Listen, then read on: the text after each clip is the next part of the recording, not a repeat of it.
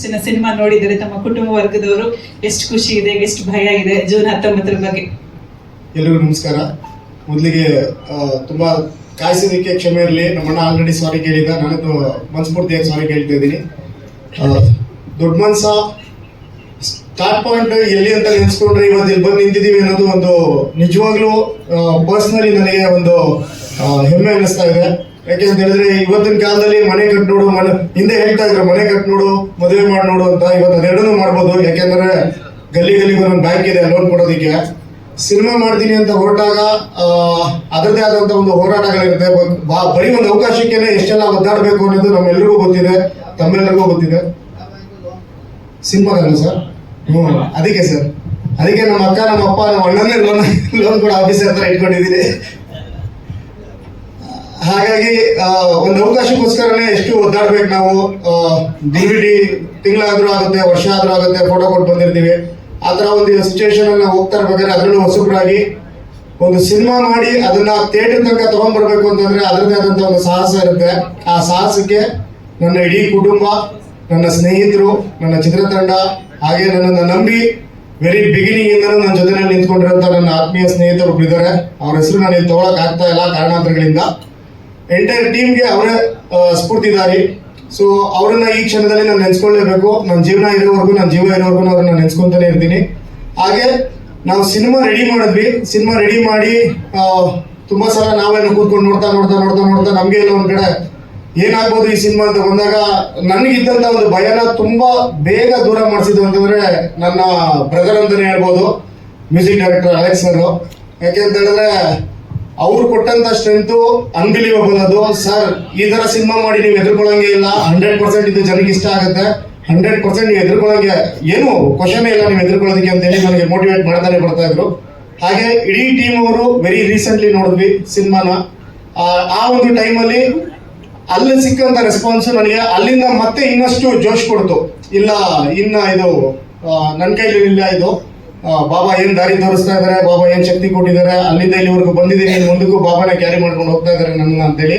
But short ಹೇಳ್ತೀನಿ, ದೊಡ್ಡ ಮನ್ಸ ದೊಡ್ಡ ಮಟ್ಟಕ್ಕೆ ಆಗಿದೆ, ದೊಡ್ಡ ಮಟ್ಟಕ್ಕೆ ಆಗುತ್ತೆ ಅನ್ನೋ ನಂಬಿಕೆ ನನಗಿದೆ. ಆಸ್ ಎ ಡೈರೆಕ್ಟರ್ ಆಗೂ ಇದೆ, ಆಸ್ ಎ ಆಕ್ಟರ್ ಆಗೂ ಇದೆ.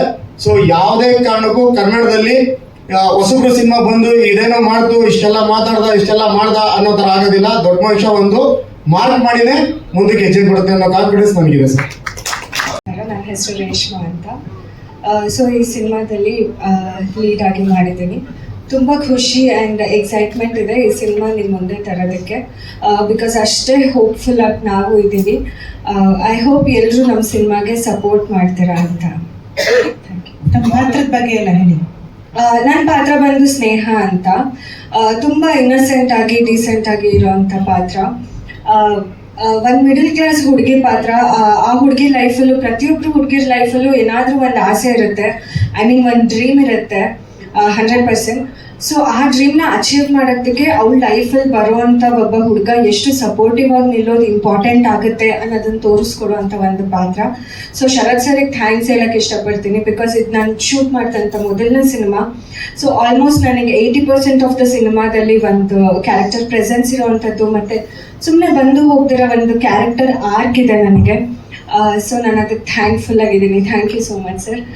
ಸೊ ಎಲ್ಲರಿಗೂ ಇಷ್ಟ ಆಗುವಂಥ ಒಂದು ಕ್ಯಾರೆಕ್ಟರ್, ಪ್ರತಿಯೊಬ್ಬ ಹುಡುಗಂಗೂ ಹೌದು ನಂಗೆ ಈ ಥರ ಹುಡುಗಿ ನನ್ನ ಲೈಫಲ್ಲಿ ಬೇಕು ಅಂತ ಅನ್ಸೋಂಥ ಒಂದು character. Thank you sir. Trailer ಲಾಂಚಿಗೆ ನೀವು ಬಂದಿದ್ದಕ್ಕೆ thank you so much.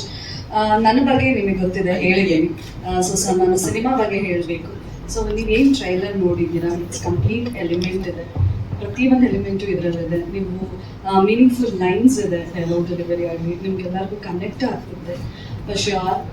So ನೀವೀಗೇನು ಪವರ್ ಪ್ಯಾಕ್ ಟ್ರೈಲರ್ ಅಂತ ನೋಡ್ತೀರಾ, ಸಿನಿಮಾ ನೋಡಾದ್ಮೇಲೆ ಡೆಫಿನೆಟ್ಲಿ ನೀವು ಹೇಳ್ತೀರಾ ಪವರ್ ಪ್ಯಾಕ್ ಮೂವಿ ಅಂತ. ಫಾರ್ ಶ್ಯೂರ್ ನಾನು ಅದನ್ನ ಹೇಳೋಕ್ಕೆ ಇಷ್ಟಪಡ್ತೀನಿ. ಅಷ್ಟು ಕನೆಕ್ಟ್ ಆಗುತ್ತೆ ನಿಮಗೆ. ಬಂದು ಸಿನಿಮಾ ನೋಡಿ ನಿಮ್ಮ ಪ್ರೀತಿ ಪ್ರೋತ್ಸಾಹ ಹೀಗೆ ಇರಲಿ ಅಂತ ನಾನು ಕೇಳ್ಕೊತೀನಿ. ಥ್ಯಾಂಕ್ ಯು ಸೋ ಮಚ್ ಪ್ರತಿಯೊಬ್ಬರಿಗೂ. Thank you. ಕನಸು ನನಸಾಗ್ತಿದೆ. ಒಂದು ನಾನು ಮೂವಿ ಅಷ್ಟೊಂದು ನೋಡಲ್ಲ, ಪರ್ಟಿಕ್ಯುಲರ್ ಮೂವೀಸ್ ಮಾತ್ರ ನೋಡ್ತಾ ಇದ್ದೆ. ಹಿಂದಿ ಜಾಸ್ತಿ ನೋಡ್ತಾ ಇದ್ದೆ, ಇವಾಗ ಕನ್ನಡನೂ ಶುರು ಮಾಡ್ಕೊಂಡಿದ್ದೀನಿ.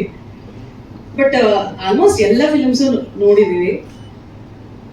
ಹಂಗೆ ನೋಡೋದಾದ್ರೆ ನನ್ನ ತಮ್ಮ ಇಷ್ಟೆಲ್ಲ ಮಾಡ್ತಾನ ಅಂತ ಸಖತ್ ಆಶ್ಚರ್ಯ ಆಯಿತು. ಯಾಕಂದ್ರೆ ಅವನ್ಗೆ ನಾನೇ ಯಾವಾಗ್ಲೂ ನಿನ್ಕಿನ್ನ ಇವ್ರ ಆಕ್ಟಿಂಗ್ ಚೆನ್ನಾಗಿದೆ, ಅವ್ರ ಆಕ್ಟಿಂಗ್ ಚೆನ್ನಾಗಿದೆ, ಹಾಗೆ ಹೀಗೆ ಅಂತ ಜಾಸ್ತಿ ಅವ್ನಿಗೆ ಕಾಲೆಳಿತಾ ಇದ್ದು ಇದು ಚೆನ್ನಾಗಿ ಮಾಡಿಲ್ಲ, ಅದು ಚೆನ್ನಾಗಿ ಮಾಡಿಲ್ಲ ಅಂತ. ಬಟ್ ಮೊನ್ನೆ ಒಂದು ಮೂವಿ ತೋರಿಸಿದಾಗ ಇಷ್ಟೆಲ್ಲ ಮಾಡಬಲ್ನ ಅಂತ ತುಂಬಾ ಖುಷಿ ಆಯ್ತು. ಅಂಡ್ ಇವಾಗ್ಲೂ ಅಷ್ಟೇ ನೋಡಿ ತುಂಬಾ ಖುಷಿ ಆಗ್ತದೆ. ನಮ್ ಜನ ಕೈ ಬಿಡಲ್ಲ, ಕಾಪಾಡ್ತಾರೆ ಅಂತ ನಂಬಿದೀವಿ.